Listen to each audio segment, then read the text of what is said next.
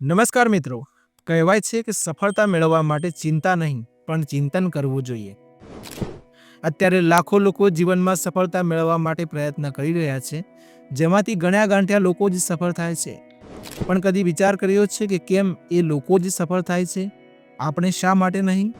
શું એ લોકોએ સફળ બનવા માટે જે નિયમોને ફોલો કર્યા છે તે આપણે કર્યા છે? શું આપણા જીવનમાં સફળ બનવાના 7 નિયમો છે? જો ના હોય તો આજે આપણે જાણીશું જીવનમાં સફળ બનવાના 7 નિયમો. વિડીયો શરૂ કરીએ એ પહેલાં જો હજુ સુધી તમે અમારી ચેનલને લાઇક અને સબસ્ક્રાઇબ ન કરી હોય તો કરી દેવા માટે વિનંતી છે, જેથી તમને આવનારા સમયમાં આ પ્રકારના વિડીયો મળતા રહે. કહેવાય છે કે ધ્યેય વગરનું જીવન એ બ્રેક વગરના ખટારા જેવું છે. જો આપણને જીવનમાં ક્યાં જવાનું છે, શું કરવાનું છે, શું બનવાનું છે એ ખબર જ નહીં હોય તો આપણે લક્ષ્ય તરફ મહેનત નહીં કરી શકીએ.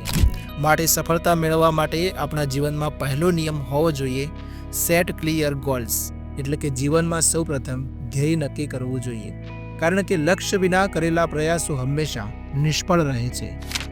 મિત્રો, પહેલા નિયમમાં આપણે જોયું કે સફળતા મેળવવા માટે જીવનમાં લક્ષ્ય હોવું જરૂરી છે. પણ એ લક્ષ્ય નક્કી કરીને આપણે બેસી રહીએ તો કેમ ચાલે? માટે જીવનમાં નિયમિત પ્રયાસ અને અભ્યાસ હોવો પણ જરૂરી છે. માટે દરરોજ આપણે સતત નવું શીખવાની ટેવ પાડવી જોઈએ. ભલે આપણે શરૂઆતમાં થોડું કામ કરી શકીએ, પણ તેને નિયમિત કરવું જોઈએ. મિત્રો, આજના સમયમાં લોકોને માટે પોઝિટિવ માઇન્ડસેટ રાખવું એક મોટો પ્રશ્ન છે. અત્યારે લોકો વાતમાં નિરાશ થઈ જાય છે. થોડીક મુશ્કેલીઓ આવે અને આપણે એ કામને પડતું મૂકી દઈએ છીએ. માટે આપણે મુશ્કેલીના સમયમાં પણ ધીરજ રાખવી જોઈએ. મુશ્કેલીને પણ એક તક તરીકે જોવી જોઈએ અને નકારાત્મક વિચારોથી દૂર રહેવું જોઈએ.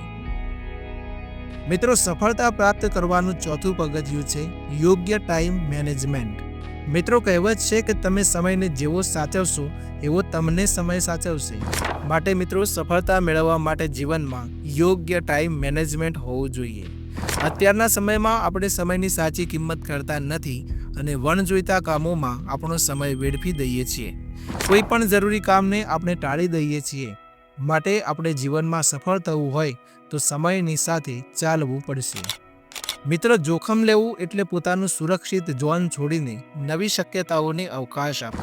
સફળ લોકો જેવા કે એલન મસ્ક, રતન ટાટા અને દાદાભાઈ નવરોજી વગેરે જીવનમાં જોખમો લીધા માટે સફળતા પ્રાપ્ત કરી શક્યા. પરંતુ જોખમ લેવું એ કોઈ અંધાધૂંધ જુગાર નથી. તે એક કેલ્ક્યુલેટેડ રિસ્ક છે. મિત્રો, જો આપણે જીવનમાં જોખમો લઈશું તો જ નવી તકો મળશે. ભલે નિષ્ફળતા મળે પણ તેમાંથી શીખવા મળશે અને આત્મવિશ્વાસ પણ વધશે. પણ મિત્રો, જોખમ લેવામાં એ વાત ચોક્કસ ધ્યાનમાં રાખવી જોઈએ કે ગુસ્સામાં તેમજ દબાણમાં આવીને જોખમો ન લેવા જોઈએ. તેમજ બીજાની નકલ કરીને પણ જોખમો ન લેવા જોઈએ. સફળ લોકોની સૌથી મોટી ખૂબી એ છે કે તે સારા લોકો સાથે સંબંધ બનાવે છે અને અસરકારક નેટવર્કિંગ કરે છે. જો મિત્રો તમારા જીવનમાં પણ સારા સંબંધોનું નેટવર્ક હશે તો અનુભવી લોકો પાસેથી તમને સલાહ મળશે અને ખોટા પગલાંથી બચાવશે. મુશ્કેલ સમયમાં સાચા સંબંધો તમારી મદદ કરશે. આત્મશિસ્ત એટલે પોતાની ઈચ્છાઓ, આકાંક્ષાઓ અને વર્તનને નિયંત્રિત કરીને લક્ષ્યો પ્રત્યે કેન્દ્રિત રહેવાની ક્ષમતા. ઉદાહરણ તરીકે, તમે પરીક્ષા માટે અભ્યાસ કરવા માંગો છો, પરંતુ મોબાઈલ અથવા મનોરંજનમાં ટાઈમ બગાડવાનું મન થાય છે. પણ તમારામાં આત્મશિસ્ત હશે તો તે તમને યોગ્ય ફોકસ કરવામાં મદદ કરશે. માટે જીવનમાં આત્મશિસ્ત તો હોવી જ જોઈએ, સાથે સાથે ધ્યેય પ્રત્યેની નિષ્ઠા પણ હોવી જોઈએ. તો મિત્રો, આ હતા સફળતાના 7 નિયમો. ઉપરોક્ત નિયમો આપણા જીવનમાં લાવીને સફળતાના સ્વપ્નને આપણે નવી દિશા આપી શકીએ છીએ. તો મિત્રો, આ હતું આજનો વિડીયો. વિડીયો તમને કેવું લાગ્યું કોમેન્ટ કરીને જરૂર બતાવશો.